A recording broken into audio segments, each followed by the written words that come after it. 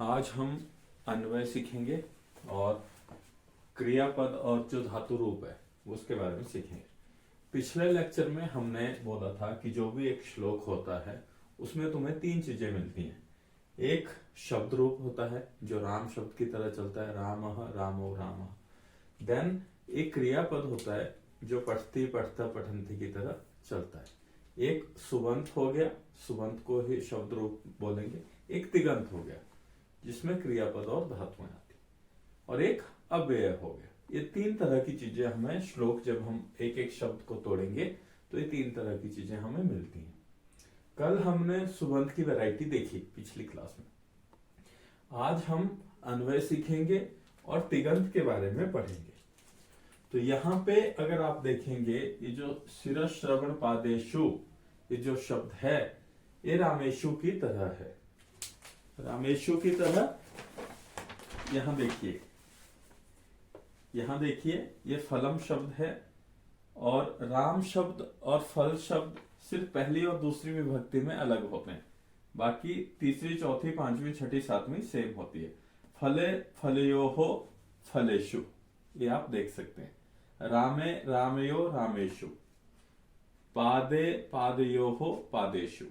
यहाँ पे ये जो पाद शब्द है, पादे पादयोहो पादेशु, ये देखिए सप्तमी विभक्ति है। तो सातवीं विभक्ति और ये बहुवचन, सातवीं विभक्ति और बहुवचन में होने से ये हमारा सुबंत है।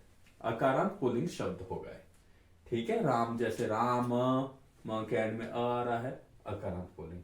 डिटेल में आप ऐसा कीजिएगा, सबसे पहले वाली वीडियो देखिएगा, फिर ये दूसरी वीडियो पे आइएगा। तो ये आपका सप्तमी विभक्ति एक वचन में, बहुवचन में हो गया। सप्तमी विभक्ति और बहुवचन। अगला जो हमारा है वो है तम। तम क्या है? तम शब्द स तौ ते तम तौ तान, ये भी हमारा सुबंत है, तद शब्द की तरह चलेगा। तो ये आपका दूसरी विभक्ति होता है। दूसरी विभक्ति में एक वचन है। मैं यहाँ पिक्चर डाल रहा हूं, पिक्चर आप देखिए। स तौ ते तम तौ तान आपको दिखेगा, तम तौ तान आपको दूसरी विभक्ति में दिखेगा। देन विशेषेण, विशेषेण आपको दिखेगा, यहां आप देखेंगे विशेषेण, फलेन, रामेण, विशेषेण, ये तीसरी विभक्ति।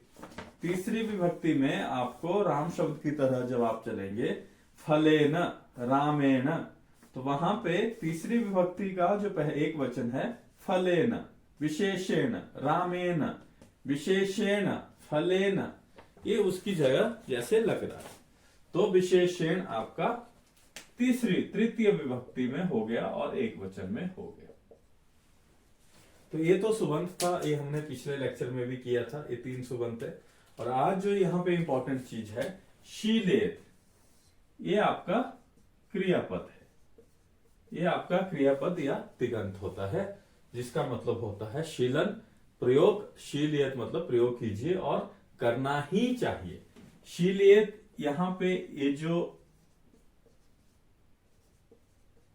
क्रियापद होते हैं, ये जो लकार, ये 5 लकार मेनली यूज होते हैं। लट लकार, लिट लकार, लंग लकार, विधिलिंग लकार, इस तरह से लकार तो 10 है हमारे सिलेबस में, मेनली 5 तरह के दिए। तो ये जो यहाँ पे है शीलएत, ये विधिलिंग लकार है। अगर यहाँ पे होता शीलयति तो वो लट लकार होता। ये लकार वाला टॉपिक हम किसी दिन अलग से करेंगे। बट यहाँ पे क्रियापद जो भी है, तिगंत या क्रियापद जो भी है, वहां पे पठती पठता पठन्ति, इस तरह से जो धातुएं चलती हैं उस तरह के। तो यहाँ पे लकार होते हैं और उन लकार से अलग अलग लकार के अलग अलग मीनिंग है। यहाँ पे 10 लकारों में से एक लकार जो है विधिलिंग, उसका प्रयोग हुआ है। और ये जो विधिलिंग है उसका मतलब होता है ऑर्डर होता है, करना ही चाहिए, प्रयोग करना ही चाहिए।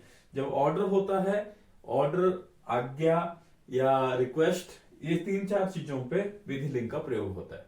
तो शीलियत अगर यूज हुआ है तो आचार्य जो है, आचार्य वाग्भट जो कहना चाहते हैं कि ये मेरी आप आज्ञा मानो, मेरी आप रिक्वेस्ट मानो, आप मेरी प्रार्थना माने। बट ऐसे ही प्रयोग कीजिए, प्रयोग करना ही चाहिए। शीलेत का मतलब होगा प्रयोग करना ही चाहिए, और विधिलिंग लकार से इसका मतलब है। अगर ये लट लकार होता तो लट लकार प्रेजेंट टेंस को बताता है, तब शीलियति होना था यहाँ, तब आपने समझना था प्रयोग कर रहा है, ये प्रेजेंट है, कंटिन्यू है, अभी भी प्रयोग कर ही रहा है। बट यहाँ शीलियत है जो विधिलिंग लकार बता रहा है, ऑर्डर है और आगे है। तो देखिए जब अन्वय हम करेंगे तो अन्वय के मैंने कल भी दो तरीके बताए थे। पहला तरीका है आप विभक्ति वाइज पहली विभक्ति, दूसरी, तीसरी, चौथी, पांचवी, छठी, सातवीं ऐसे अरेंज कीजिए और लास्ट में क्रियापद लगा दीजिए। आपने विभक्ति के हिसाब से अरेंज किया और लास्ट में क्रियापद या तिगंत लगा दिया, आपका अन्वय हो जाएगा व्याकरण के हिसाब से, ऐसे हो जाएगा। दूसरा तरीका है जब ऐसे तरीके से मतलब सही ना बने तो आप उसका अर्थ निकालिए, उस अर्थ को अपनी भाषा में अरेंज कर लीजिए।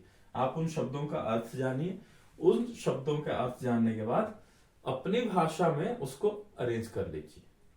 या तो आप विभक्ति के हिसाब से अरेंज कर लीजिए 1 2 3 4 5 6 7 और लास्ट में क्रियापद लगा लीजिए, या आप उन शब्दों का अर्थ जान लीजिए, अर्थ के हिसाब से उसको अरेंज कर लीजिए। ये दो आसान से तरीके हैं।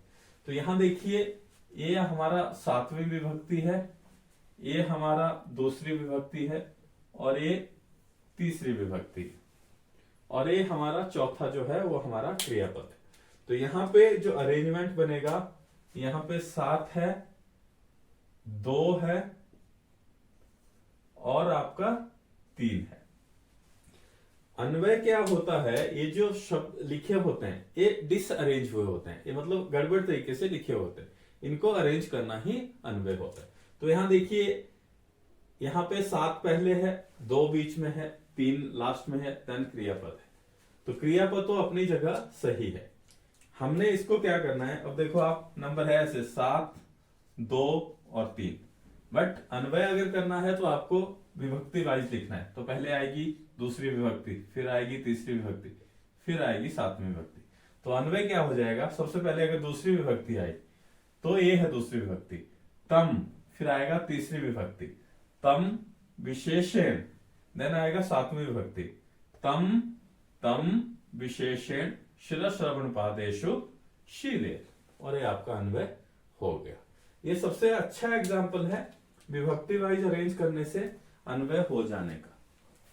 तो इसका अन्वय बनेगा, पहले आएगा तम, ये दूसरी विभक्ति है, देन तीसरी विभक्ति है विशेषण तम विशेषण, देन सातवीं विभक्ति है शिर श्रवण पादेशु, 2 3 7 तम विशेषण शिर श्रवण पादेशु शीलेत।